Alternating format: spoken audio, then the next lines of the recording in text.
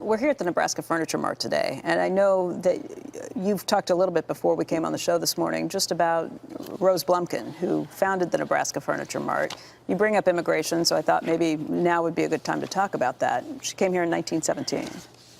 Yeah, she came over here on a boat from Yokohama, and she landed in Seattle, and I've got the manifest of the boat and here, and I've got her entry papers, and she couldn't speak a word of English. The Red Cross got her to Fort Dodge, Iowa, where her husband was. She spent 2 years there, couldn't pick up the language there, so they decided to come to Omaha, where there were some Russian Jews, and they would feel at least they had a home of sorts.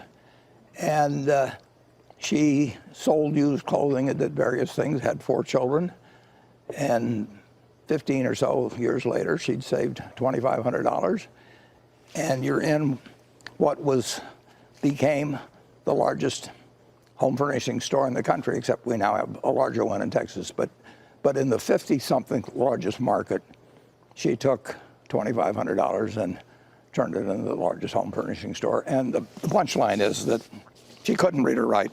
And I've got a contract here that we signed. This is what I came out with. I typed this up in 1983, August 30. 2 pages? Yeah, it's really just 1 page.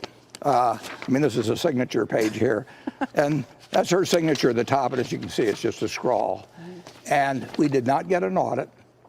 We did not look at the property records to see. I just said, Mrs. B, do you owe any money?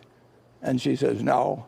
And that was it. How much did you pay? Well, at that time, we rearranged things within the family some. So we, in effect, bought 80% at a value of $60 million on a 100% basis. But we had, but we shook hands, and I felt like I had the Bank of England on the other side. And then she went on to work until she was 103.